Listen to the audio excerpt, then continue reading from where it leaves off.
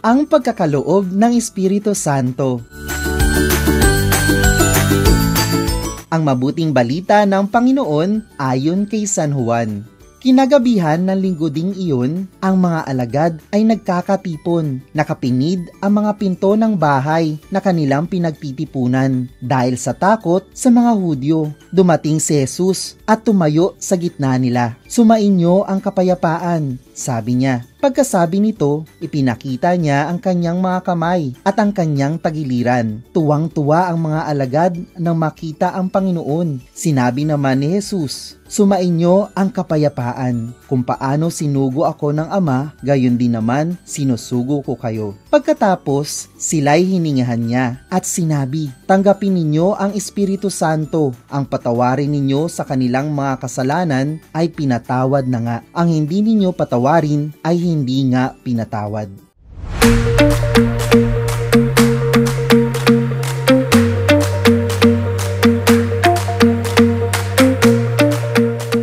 Magandang araw sa inyo mga bata!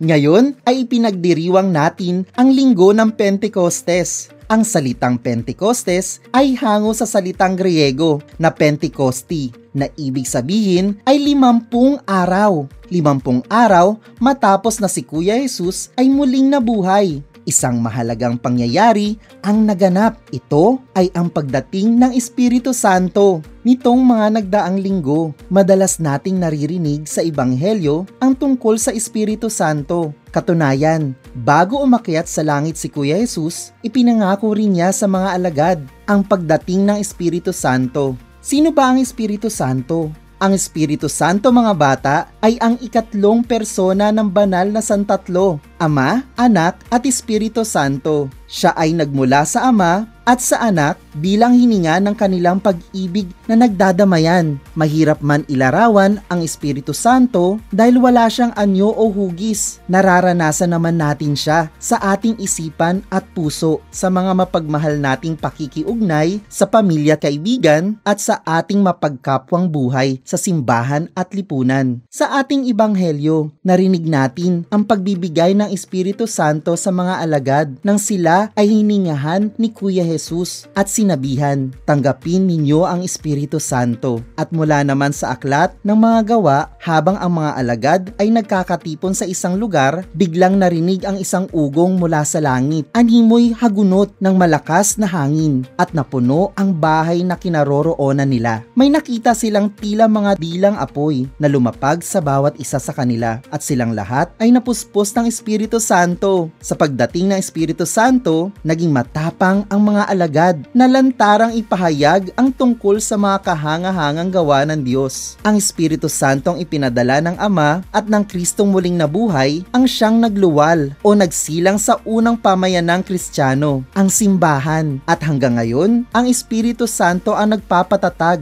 bumubuhay at nagpapabanal sa simbahan. Siya ang Espiritu ng pag-ibig na tumutulong sa atin upang isabuhay ang buhay ng banal na Santatlo sa patuloy na pagtulad kay Kristo.